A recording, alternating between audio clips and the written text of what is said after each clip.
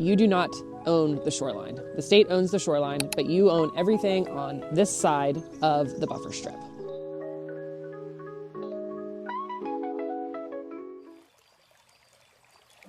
Hi, and welcome back to another episode from the Deep Creek Collective. Today I am covering all things lakefront, lake access, everything that you need to know about the lake.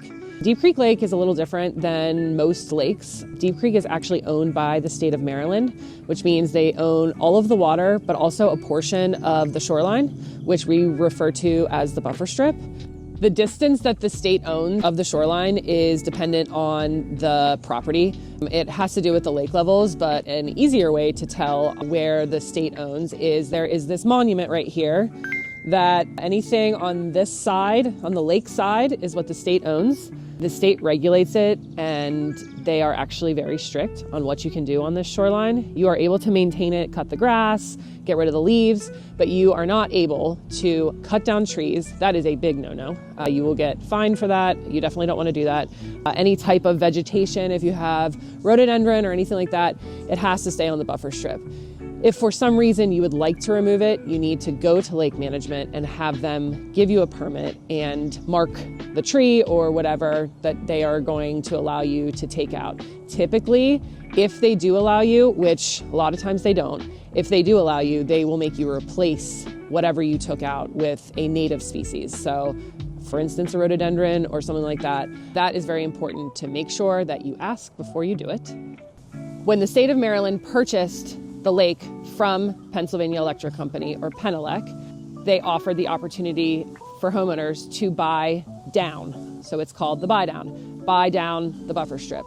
So homeowners that did this are still governed by the conservation easement and the rules and regulations that govern the lakefront. So even if you have the Buydown, you still can't cut the trees down. You still need to get a permit for that. But there are properties that do have the Buydown.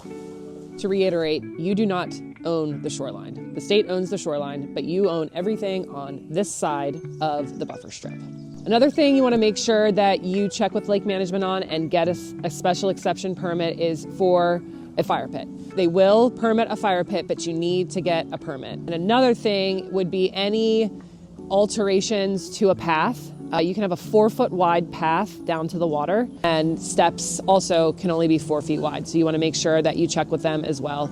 They do check. They come around and they make sure that everything is in compliance with what they want. And their ultimate goal is to make sure that the lake continues to look like a lake. It's not cleared out. There's not a bunch of structures on the shoreline. They want it to keep its natural beauty that it's had for 100 years. All right, now we're going to go over types of docks on Deep Creek.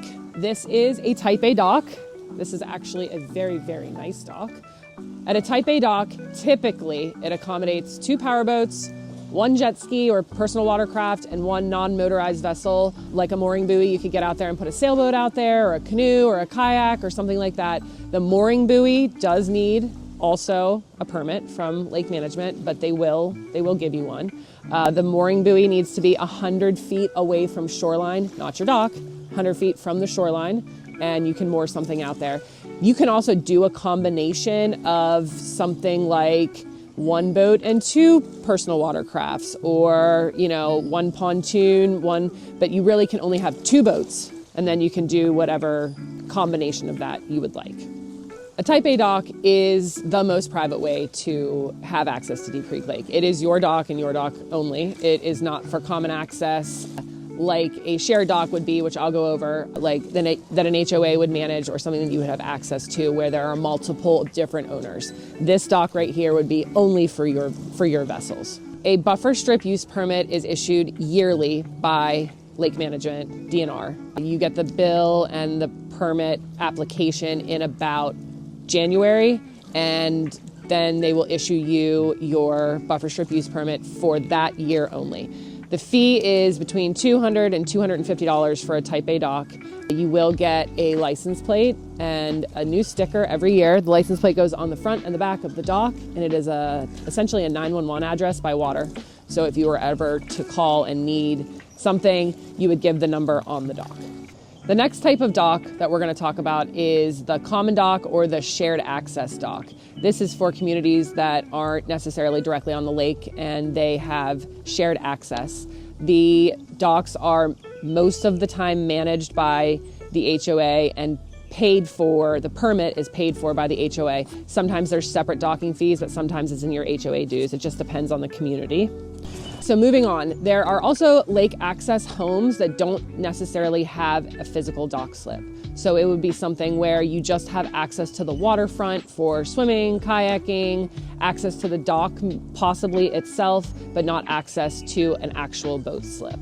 And then we always have lake view here as well. This does not have lake access or a dock slip, but big views of the lake. You're gonna see on top of the Wisp and some other communities that there are a lot of lake view homes. As far as dock maintenance and docks in and out, Deep Creek Lake freezes pretty much every winter, so docks need to come out of the water every winter and then put back in every spring. It is actually in COMAR, the Code of Maryland Regulations, what says when the docks come in and out. So by law, they need to be out by December 1st and back in to now what is March 15th. Just changed this year. It used to be April 1st, so it's now March 15th. But really, according to the dock companies and the marinas, they really recommend that the boats at least are out by Autumn Glory weekend, which is the second weekend in October. We get freezing temperatures up here, so it's really important to take the boats out to get them winterized and put away before we get the random snow that we always get in October. So, and then the dock companies can come in after and take the docks out. Either the dock company will come here and take them apart and pull them up on shore, or they can literally put a pontoon boat in the middle of the dock and push it down the lake and take it and store it somewhere else. They store them at the fairgrounds and dock company areas around. So all of us at the collective can help you find a dock company or somebody to help you pull your dock. Thank you for joining us and me for another episode from the Deep Creek Collective. I hope that you now know a lot more about the lake, and I hope to be doing more videos. I like these videos. Thanks.